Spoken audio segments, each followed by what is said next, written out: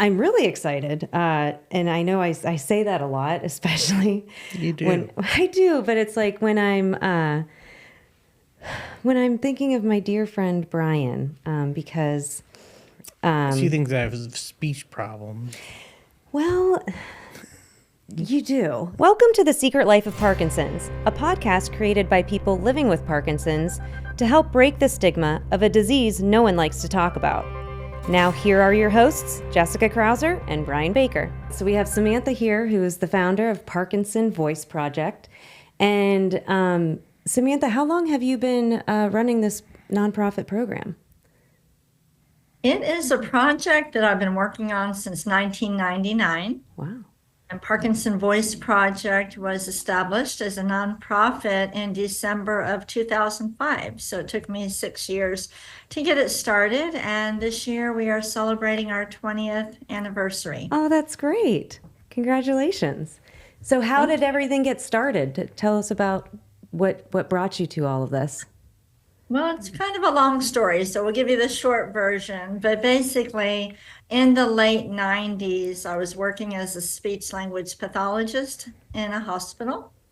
And that's when I came to discover that people with Parkinson's have the ability to regain, not just regain their ability to speak and to swallow, but to retain it if they could receive ongoing speech therapy and ongoing support. If there was a way to do that, then I was very confident that we could help people with Parkinson's regain and retain their speech and their swallowing. And so that is what drove me to it. I do have a personal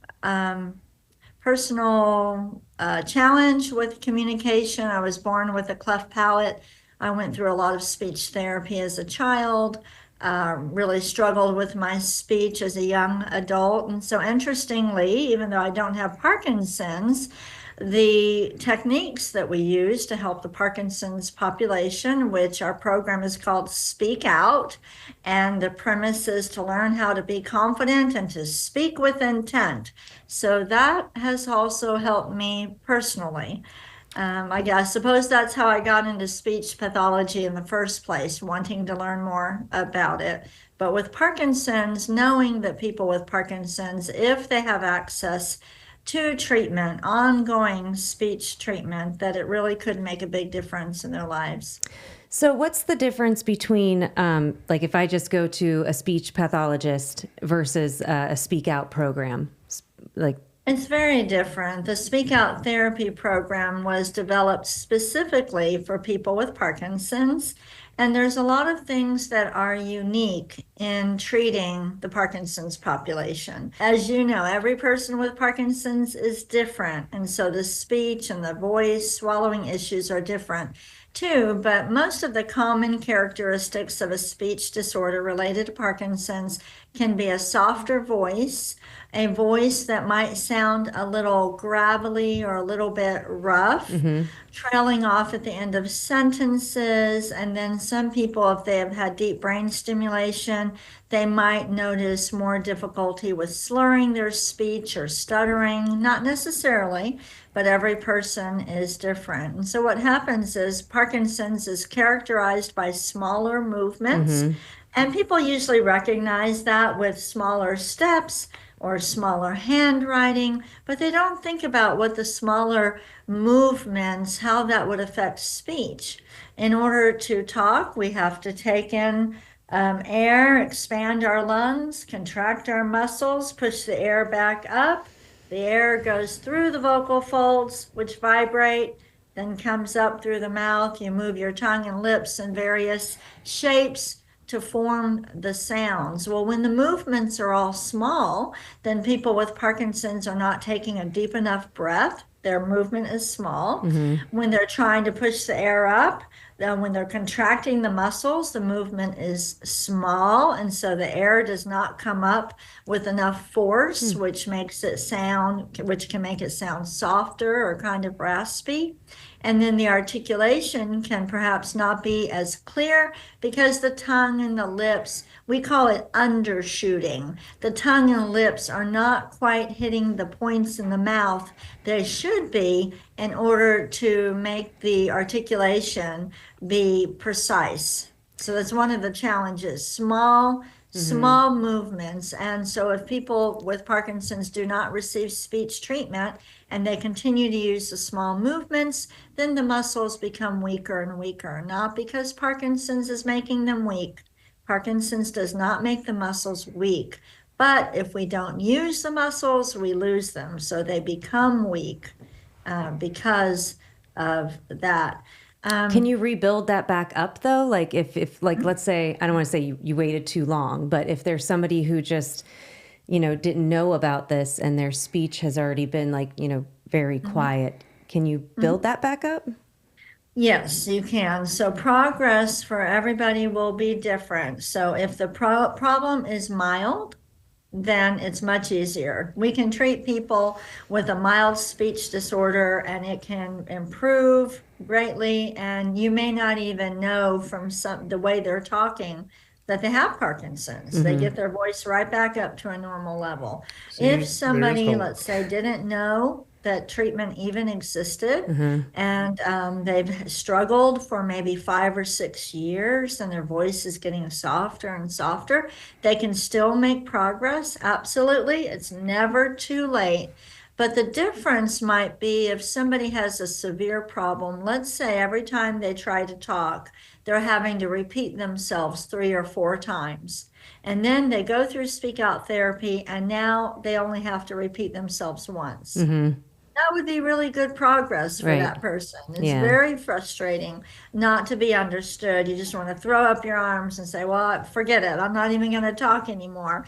But if, sometimes you don't have to repeat, or sometimes you have to repeat once, and we would work very closely with the families so that they would know how to cue the person so that if the person said something, they weren't heard, the family would say more intent, and then the person could be heard, then that would be good progress. But we do want to reach people as quickly as possible. Yeah.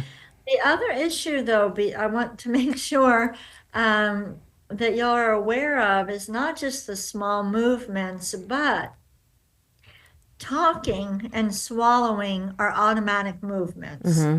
Normally, when people are talking, we're not thinking about the breath that we're taking or where our tongue is. We're not going to, we don't say, oh, I'm about to say the L sound. Let me move my tongue to where it should be. We don't really think about it. Talking is automatic. Same thing with swallowing. We're eating and we drink, we put food in our mouth. We don't really think about it. Without Parkinson's, somebody might be able to walk down the street with a friend, have a conversation, eating an ice cream cone all at the same time, and they wouldn't really have to think about it because speaking, walking, and swallowing are automatic movements. But automatic motor movements are highly dependent on dopamine. And by the time someone with Parkinson's has any symptoms, they have already lost about 60% of their dopamine producing cells. So any movements that used to be automatic, like talking and swallowing, anything that was automatic now has to be intentional. Fortunately, humans have 2 motor systems. We have the automatic motor system and we have the intentional motor system. And you don't hear people in the Parkinson's community talking a lot about intent, but it is so important because the intentional motor system is not as dependent on dopamine. So it works. I like to describe it as like a light switch. It's always there. It's available to you, but you have to flip the switch. So the Speak Out Therapy program strengthens the muscles. We do speech and voice exercises because people have been using small movements. We're getting them to take deeper breaths, exercise the muscles, get them stronger, and then teach them how to speak with intent.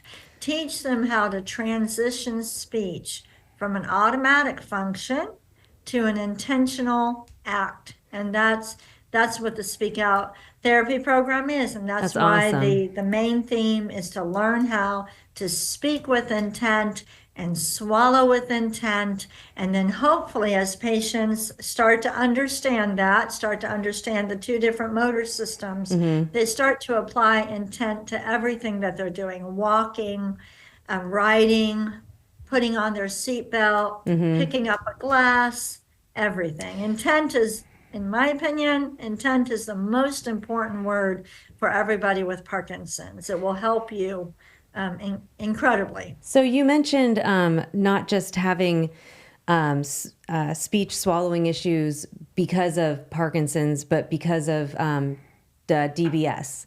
And that's actually, so Brian has had DBS surgery a few years back.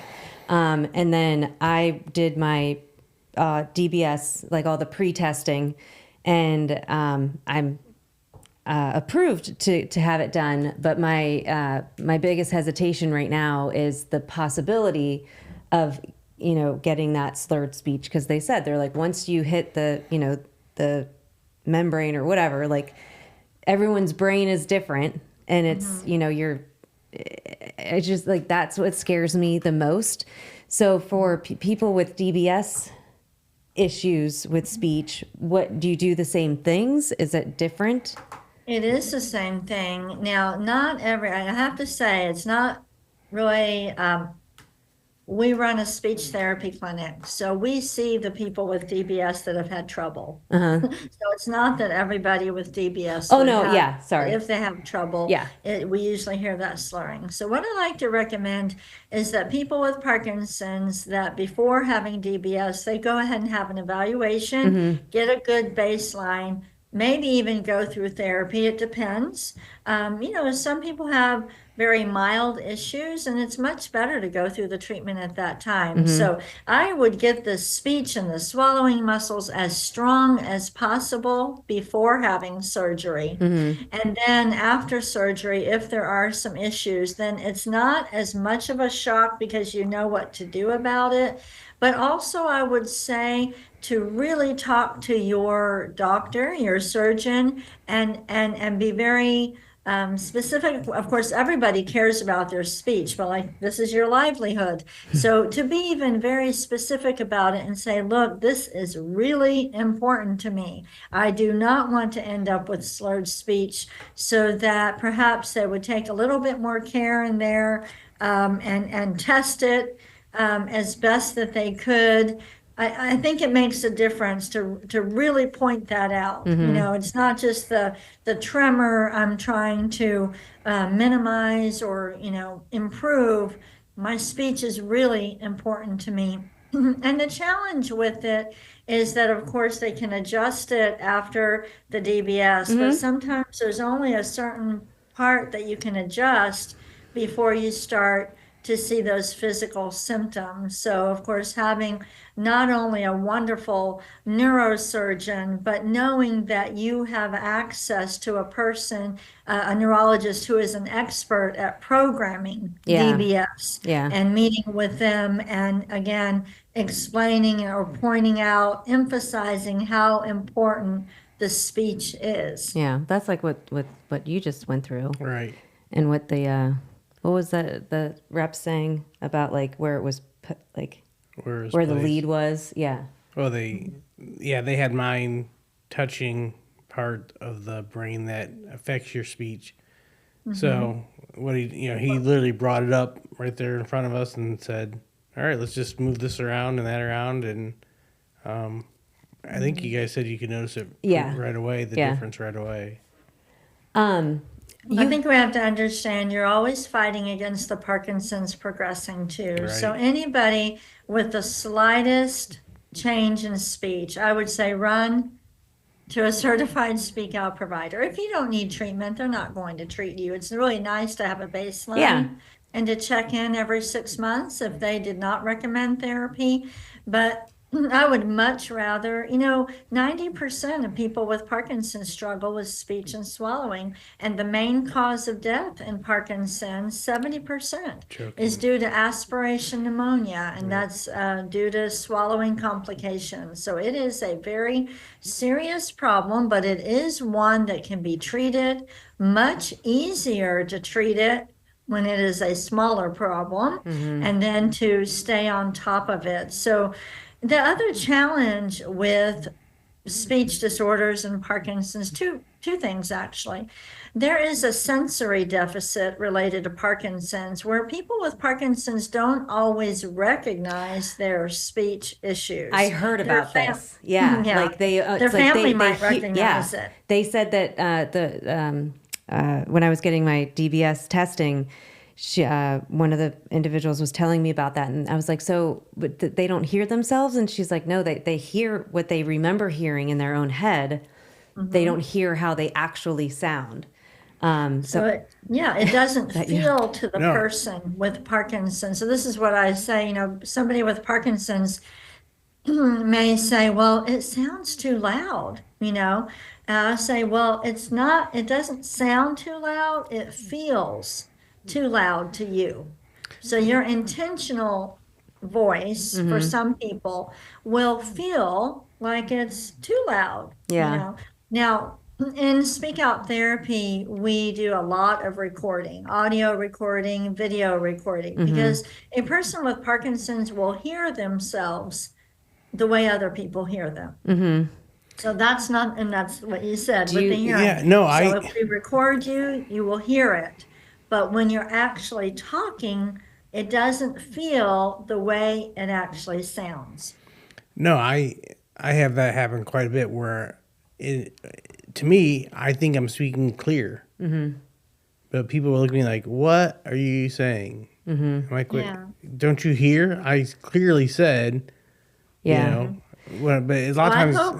I'm going to encourage you to find a certified speak out provider, have an evaluation and see if that would benefit. But think about it. If somebody does not think they have a problem, they're not going to go have an evaluation.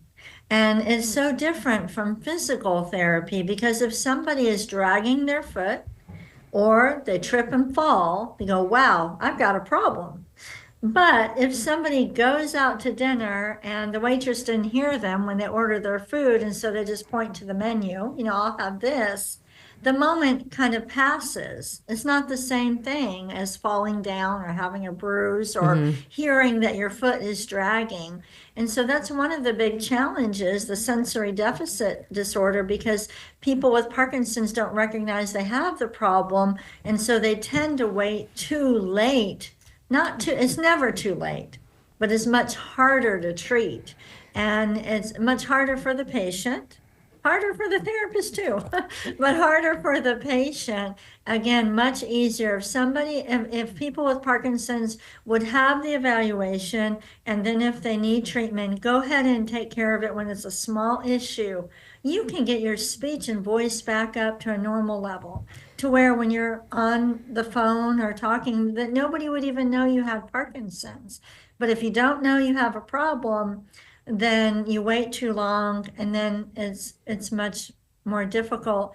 The other issue, one of the barriers to speech treatment, and I would imagine it's the same for physical and physical exercise, is that dopamine also impacts our motivation and our drive.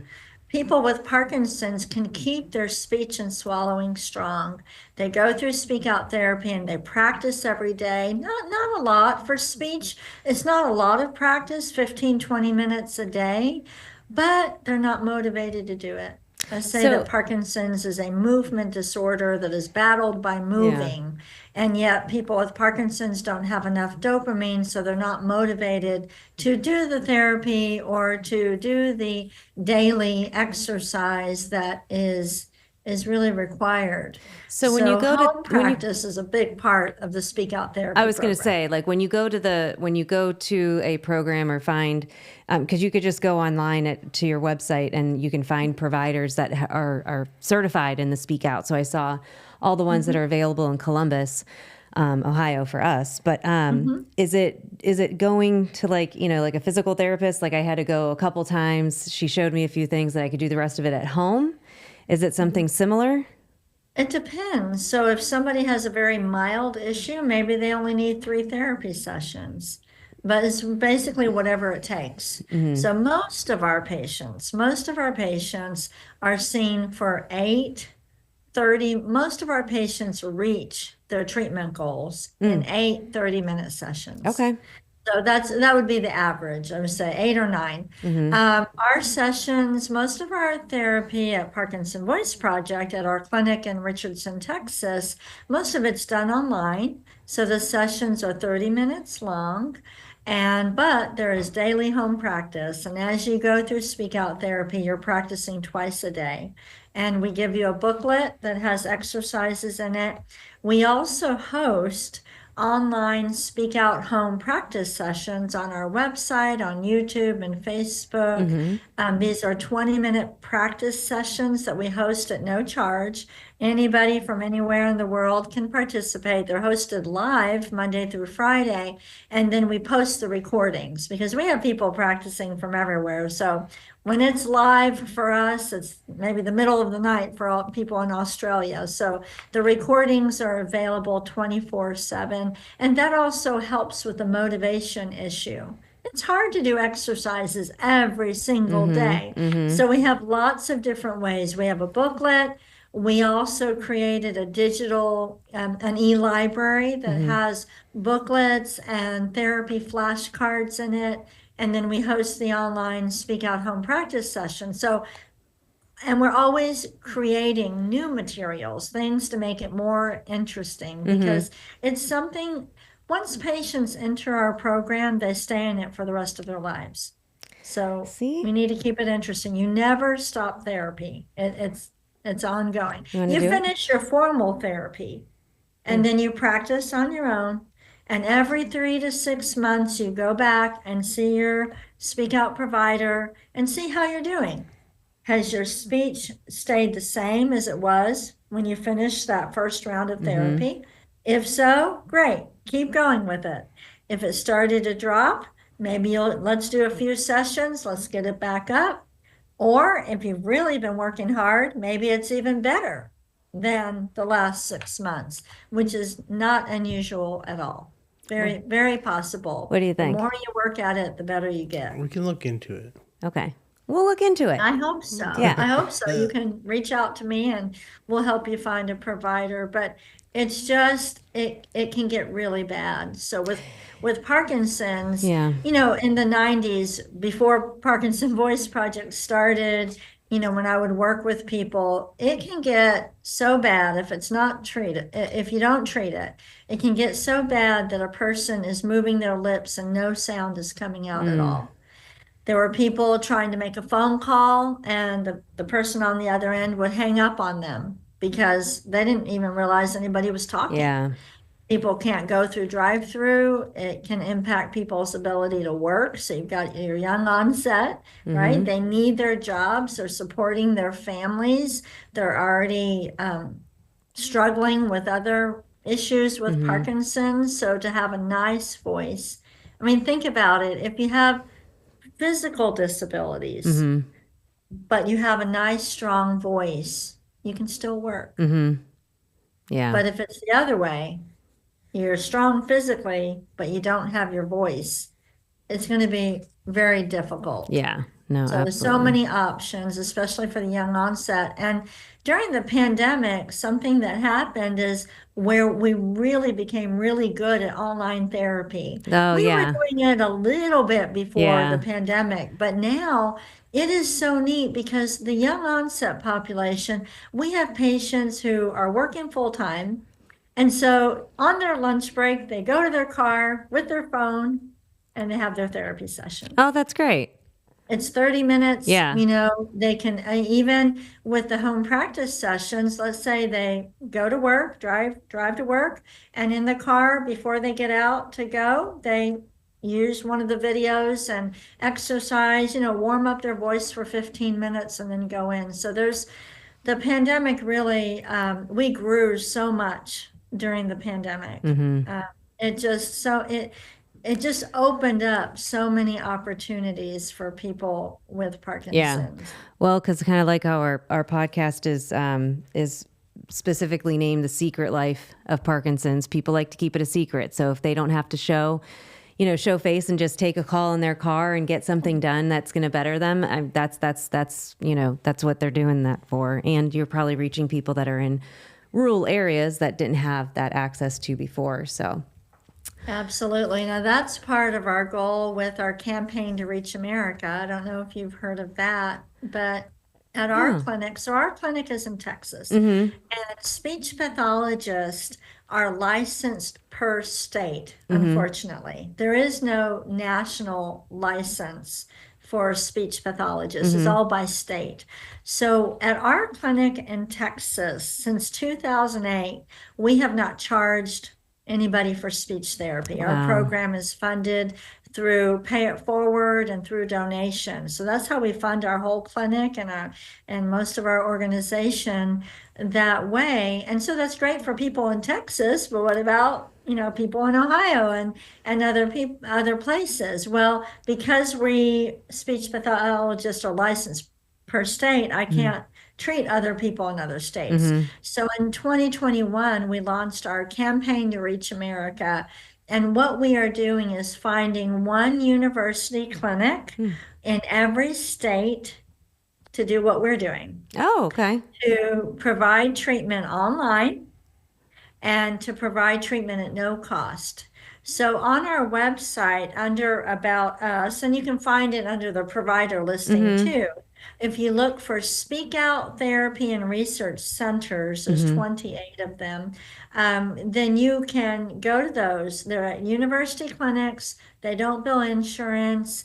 And so that's what we're doing. That's fantastic. We are replicating. Now, we have providers all over the world, Yeah. but a lot of providers work in hospitals or other clinics that might bill Medicare.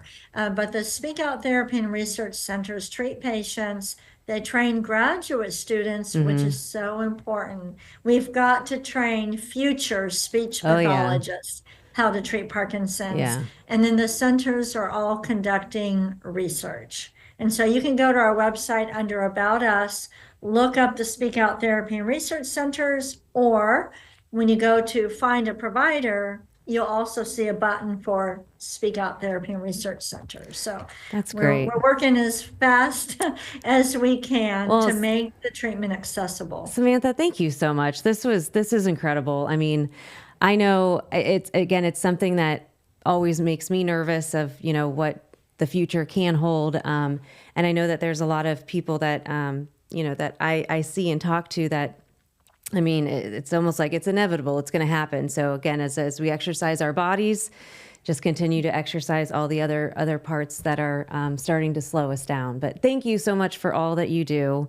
for the Parkinson's community. Thank you for what you're doing. I think this is really neat. Oh, thank you. But yeah, I mean, I was checking out your website, and it is, it's very easy to find all the providers that you do have, and I think that's amazing that you can, hopefully find a university in your area that can offer it for free. Because I know that that's definitely, could be a barrier. But then also it's the online for the young onset population, especially not being old enough to be on Medicare, and then the insurance maybe paying for speech therapy for children or for the, elderly, but you're in this gap. So that's one of the big reasons that we started the campaign. I also want to mention on the homepage of ParkinsonVoiceProject.org, there's a video called What is Parkinson's? And that really goes into explaining the difference between automatic and intentional movements. I think it'd be really important. I think it gives hope to people. Yeah. I think they start to understand, like, why am I having this problem? But understanding that the intentional motor system is there for you, it's so important. People there's so much bad information, which is why I appreciate what y'all are doing. Yeah. And people need to have hope and not think that, oh yeah, well, that's just the way it is. No, it's not. Yeah. No, it's not. And that's exactly what I want to close out with, is that automatic versus intentional. And I think that that's a perfect way to end this segment, because we need to know that. So in our last 30 seconds, I will leave you all with this. Everything we do with Parkinson's now has to be with intention. It's not just our movements, but it's also our facial expressions, but it's our speech, it's our swallowing. There's so much more to Parkinson's than just the physical movements that we see outside of our bodies. So check out the Parkinson's Voice Project, and hopefully you can find somebody in your area and talk to your doctor, see if there's something that they can do to help you as well. But keep your voice going. All right, with that, we'll see you next time. Thanks.